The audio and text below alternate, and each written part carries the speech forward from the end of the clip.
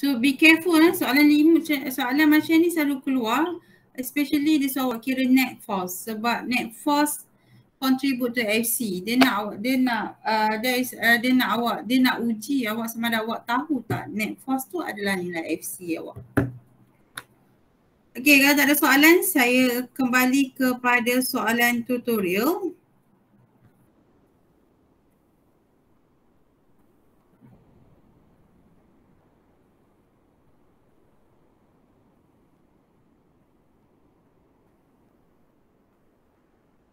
Yang saya nak discuss dengan awak adalah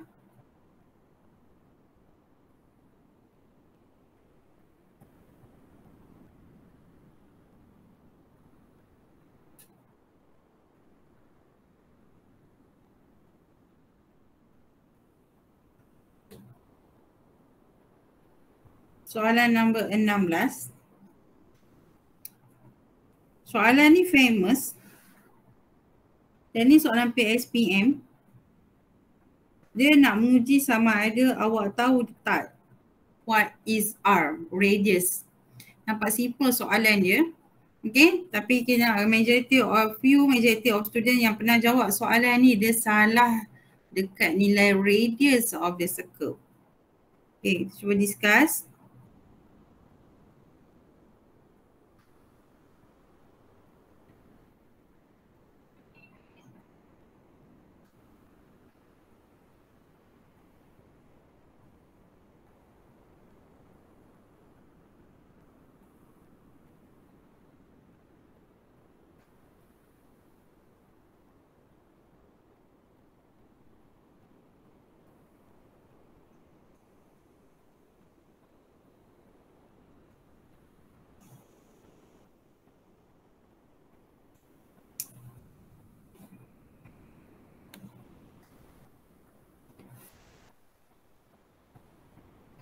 Okay, so you ada object on the hollow sphere.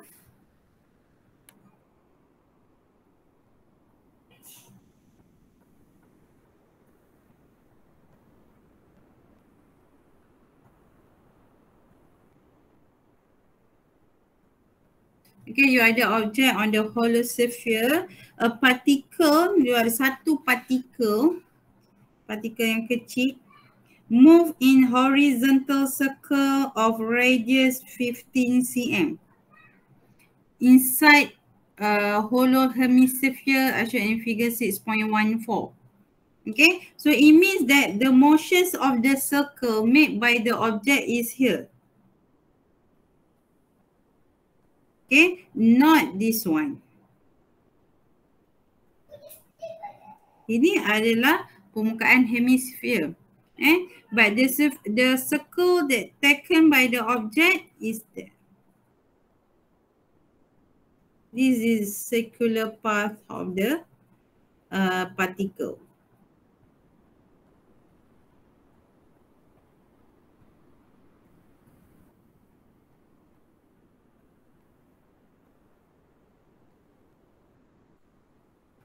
Okay, so this one was sketch a free body diagram acted on the object and then calculate the speed of the particle.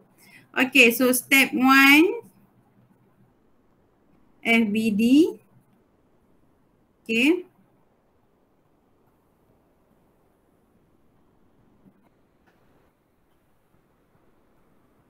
Okay, so soalan saya pada kelas. What force is acted on the object?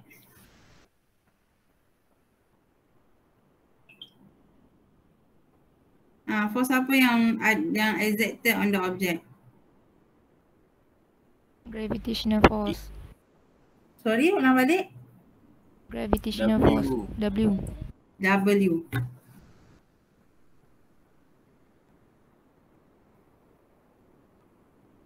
Okay, W ke bawah.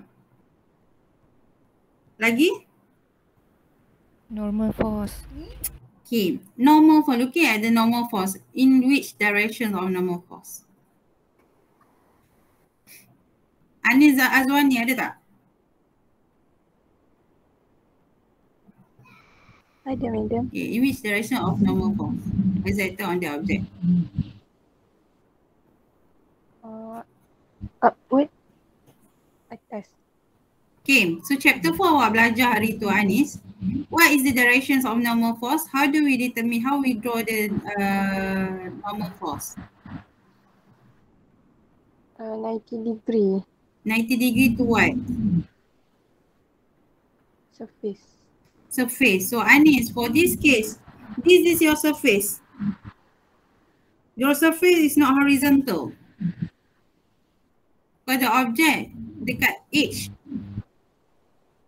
And dia duduk dekat sebelah. Dia bukan duduk on the horizontal surface. So in which direction of normal force? Saya ingat ke kiri. Okay, good. Okay, sengit ke kiri. So it means that this is directions of normal force.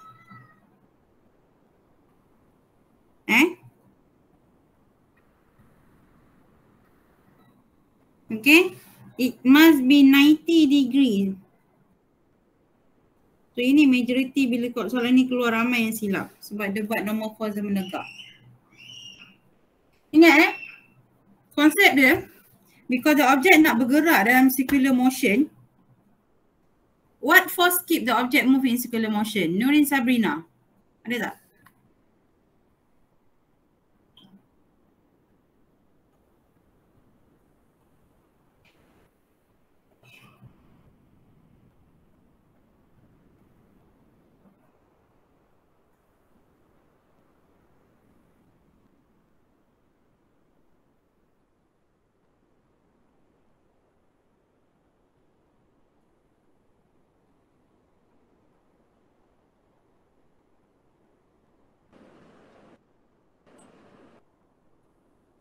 Ada tak Nurin?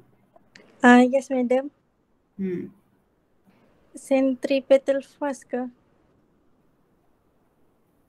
Okay, yes, good. Centripetal force yang keep the object move in circular motion.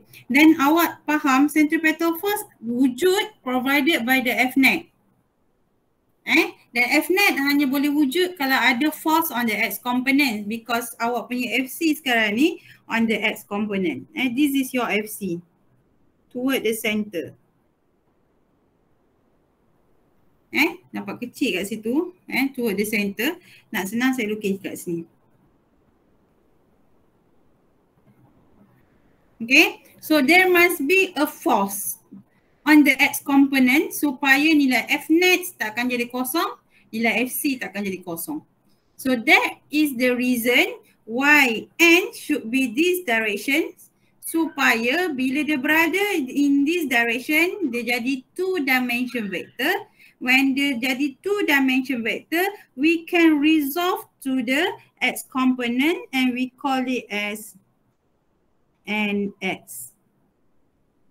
So it means daripada drawing ni kita nampak NX contribute to the net force and also contribute to the centripetal force so that the object can move in circular motion. Okay, kalau N kita ni berada menegak macam ni, dia takkan wujudnya nilai NX. Sebab apa? Dia one dimension je. So bila one dimension dah hanya wujud pada Y component, so NX akan jadi kosong. Bila NX kosong, okay, bila NX ni kosong ni tak ada, so pada Y component there is no at all force. Tak ada langsung force. So F-net pada X component akan jadi kosong. So FC tak boleh wujud. Bila FC tak boleh wujud, that's why the object stop doing the horizontal circle radius and dia akan terjatuh ke bahagian bawah sekali. Dia tak boleh bergerak dalam circular motion. Okay, so kalau nak ni awak ambil lah satu apa-apa pun kelas pun boleh, awak ambil guli, awak try pusingkan dia. Make sure dia berpusing di bahagian, kalau dia berpusing di bahagian atas ni, bermaksud normal force itu berada dalam 2 dimension in between X dengan Y. So that's why dia boleh ada nilai FC. Okay? So yeah. Boleh ulang balik tak? Saya tak faham yang NX tu. Yang mana NX ni? Cuba awak bayangkan kalau N ni tak duduk sengit macam ni, it's a one dimension. So N berada macam ni, contoh this is your N, berada menegak. So ada tak NX? Eli Farisha, ada tak NX? Tak ada. Tak ada kan, sebab dia one dimension vector. This is the concept vector chapter 1 yang saya ajar. Okay, bila dia berada pada totally, berada pada Y component. Okay, so NX dah tak ada, dia akan jadi kosong. Bila NX kosong, okay, pada X component tak ada force. So bila tak ada force, summation Fx akan jadi kosong. Bila summation Fx kosong, Fc akan jadi kosong. So that is why objek ni dia mampu duduk dalam bulatan, dia mampu buat bulatan di sini disebabkan oleh N ni, normal force ni berada di antara komponen X dengan komponen Y. So dia adalah 2 dimension vector. So bila 2 dimension vector, it can be resolved to the NY, it can be resolved to NX. So NX sekarang ni akan contribute to the Fx. Okay, so Fx dah tak jadi kosong. So Fc tak akan jadi kosong. Clear, Ellie? Faham, Madam. Sebab tu dia kena faham konsep siapa yang menyumbang kepada centripetal force. Siapa yang menyumbang kepada net force dan net force akan menyumbang kepada Fc. Okay, so sekarang ni saya dah sketching a free body diagram. So calculate the speed of particle. So step tu saya nak nampak saya nak nampak awak punya table. Awak punya table. So saya bagi link dekat chat box untuk whiteboard.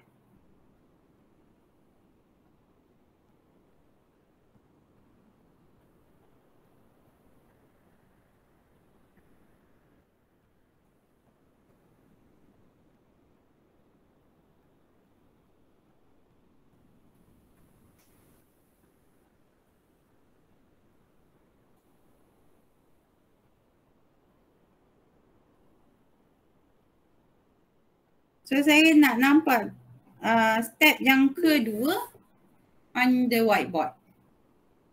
Okay, klik link tersebut dan boleh upload you punya table untuk step yang kedua.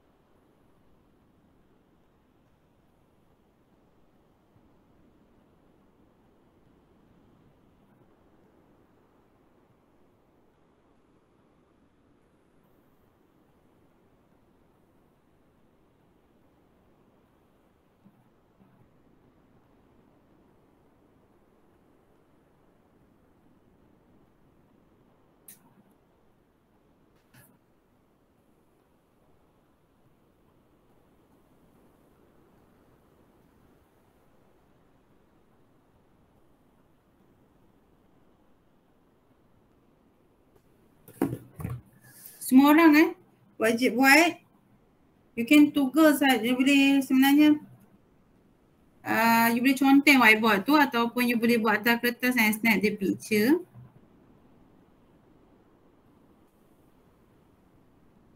Actually for those yang berkemampuan, dekat Shopee ada jual pen untuk tulis atas any Android phone ataupun iPhone.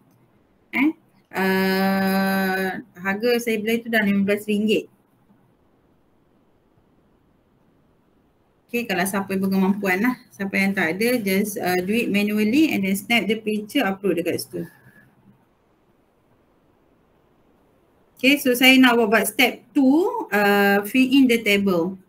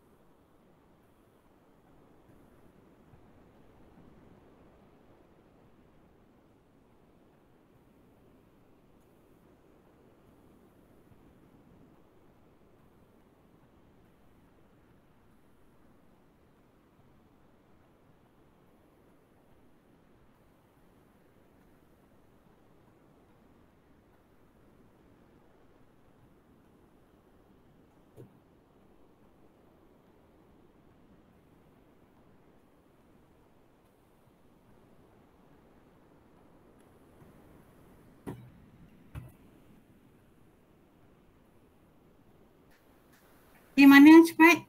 Table je. Ada langsung ni, satu pun tak ada. Madam, saya punya tak ada pun kat situ. Dah upload belum? Dah.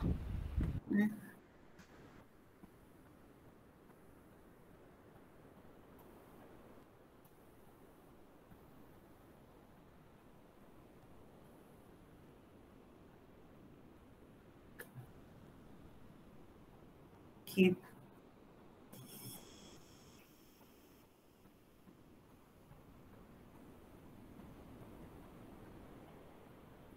Safa conteng apa tu Safa? Drawing apa tu Safa?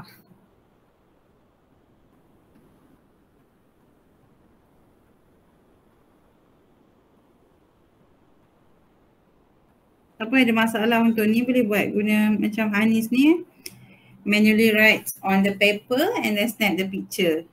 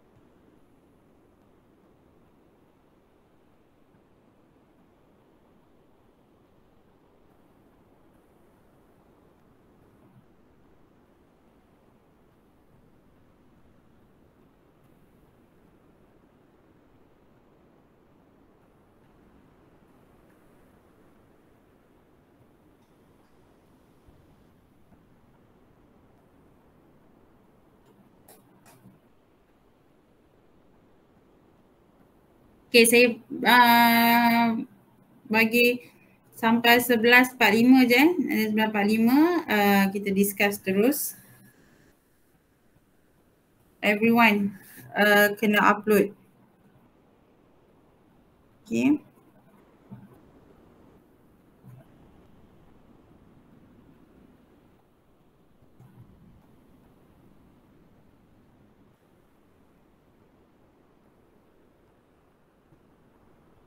Madam, Ya. yang ni kat mana dah? Saya tak jumpa pun. Apa yang kat mana? Whiteboard ke? Dekat chat box. Saya letak link dia. Awak tekan situ.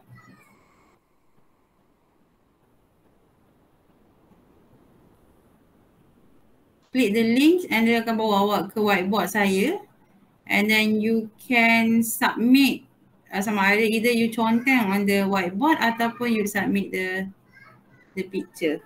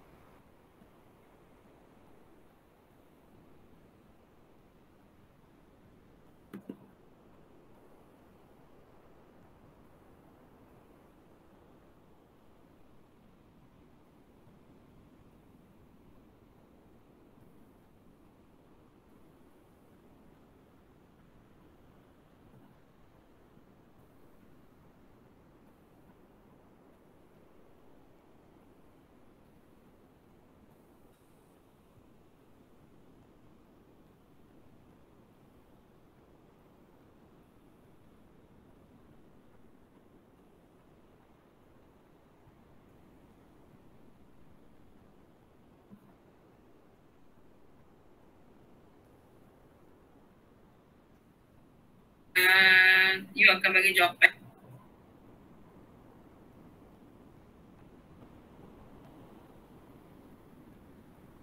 Sepuluh kuasa 9. Okay, jangan lupa square. And then awak akan dapat last kali the final answer. How much the centripetal force?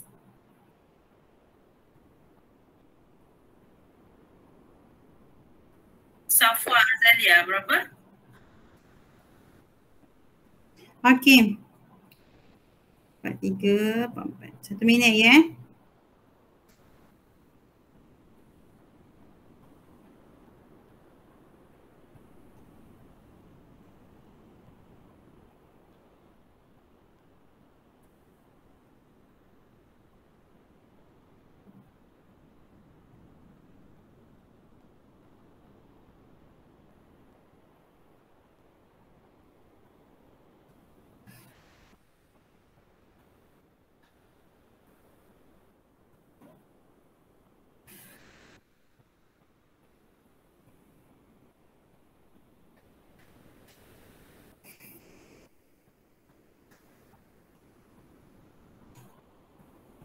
Okay, so actually while waiting untuk yang lain, sebenarnya ada siapa yang dah siap tu boleh terus proceed with the step 3.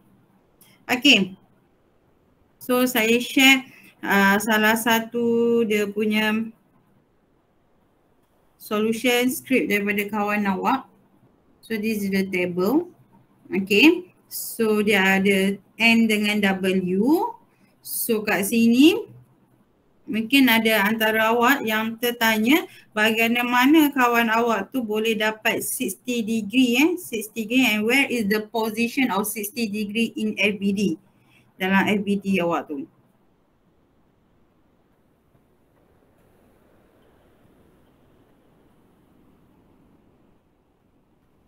Okay, di mana posisi how do we get 60 degree? So back to the questions. Okay, this is your FBD and given in the question 15 cm is the radius of the circle. So this is radius of the circle.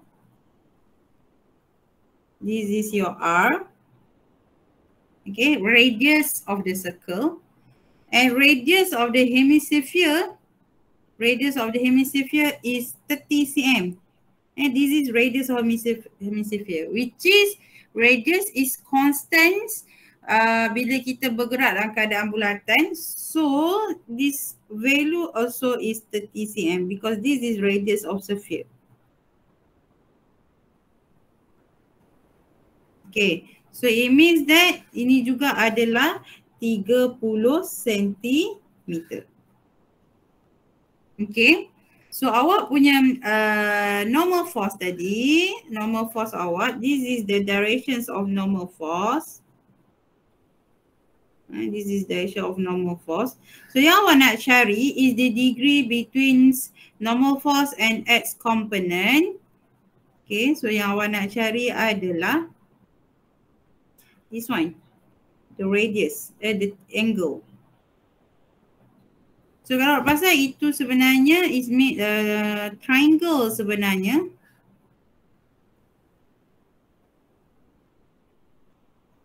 90 degree triangle. Okay, which is the one is the one yang you nak cari. This one is hypotenuse. This one is 15 cm.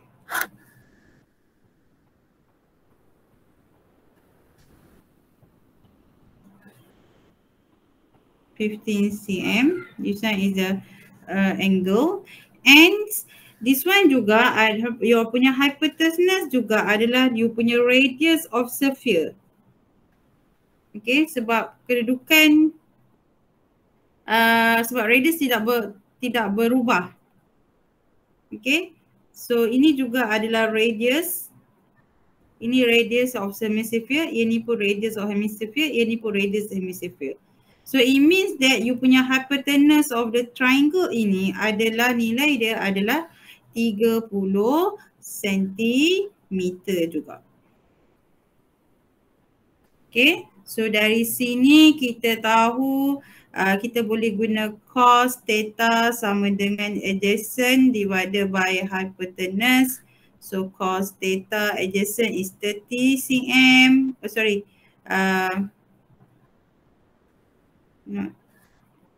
Adjacent is 15 cm, hypotenuse is 30 cm. Then you get theta is equals to 60 degree. And the positions of theta in you akan bagi jawapan dekat okay, so 3 minit. Okay, so the positions of theta adalah berada di sini, 60 degree.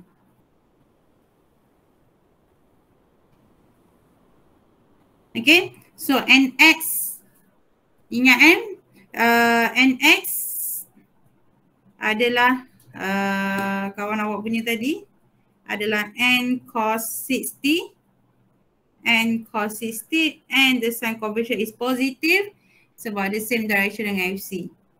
For WX is equals to 0. For Y component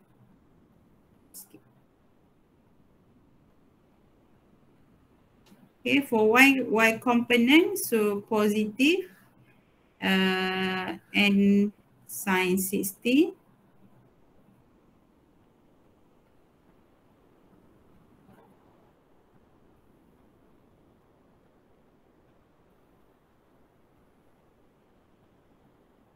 Yang dia lari.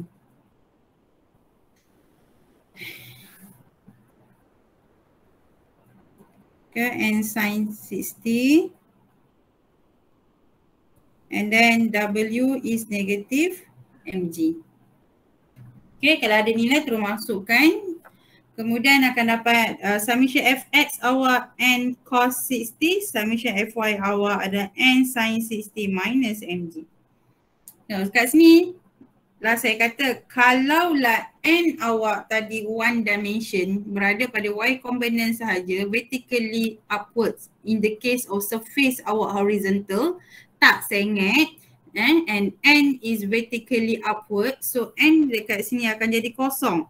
Bila n kat sini akan jadi kosong, summation fx kat sini akan jadi kosong sebab there is no force contribute to the summation fx. Ini kosong, summation fy akan jadi kosong, then fc akan jadi kosong. That's why the object cannot move in circular motion. But for this case, luckily the n is two dimensions because the surface is sengit, so n is two dimension. So dapatlah n cos 60. So n cos 60 sama dengan summation fx. So this n cos 60 contribute the value of fx, net force untuk x component, and then at the same time is contribute to the value of centripetal force. So that centripetal force will keep the object move in the circular motion. Is that clear? Ada soalan? Okay, last kita tengok kepada, sebab saya tengok kawan awak ada yang dah apply the equations. Ada tak? Okay, so kalau tak ada, so kita dah habis dengan step 2, we settle with the step 2. So daripada step 2 kita apply, we start with the step 3 pula. Step 3 adalah apply Newton's law. Okay, apply Newton's law. So summations fx dengan summations fy, because the motion is horizontal and the fc only on the x component and on the x component. So summations fx adalah sama dengan mac, that means sama dengan fc. So this is the first law we apply. Sorry, not the first law. This is what? First or second law? Class?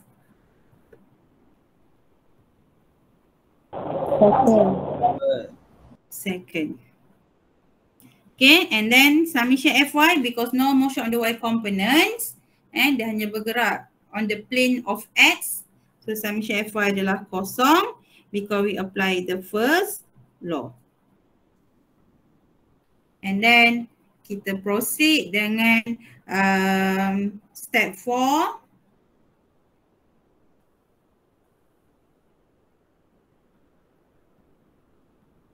Which is kita solve the unknowns by using equation. So saya tahu summations fx sama dengan mac, summations fy is equals to 0. By looking at the question, dia tanya awak, dia nak the speed of the particle v. So kita nak start dengan y ataupun x sebab v velocity berada pada komponen x. Sebab saya tahu ac sama dengan v squared over r. Jadi saya guna summation fx sama dengan mac. So dekat table awak, summation fx adalah n cos 60. So n cos 60 is equals to m, because kita nak cari v so kita masukkan v dekat sini, saya tukar ac in term of r. Okay, n cos 60 sama 50 sama dengan mv squared over r. Okay, so you got two unknowns here. Actually you can solve by using the calculator. Then you got two unknowns here. The first unknown is for N. Tak tahu nilai dia. And the second unknown is R, V. So R dah ada. Okay, so next nak cari N, nak dapat daripada mana? Supaya kita boleh selesaikan V. Kelas.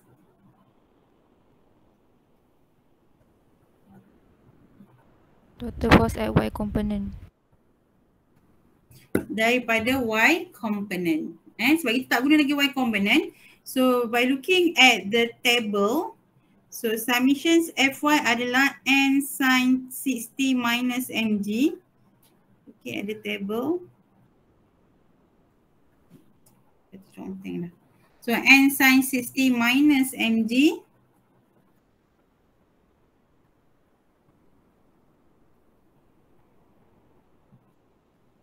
So N sin 60 minus mg is equals to 0.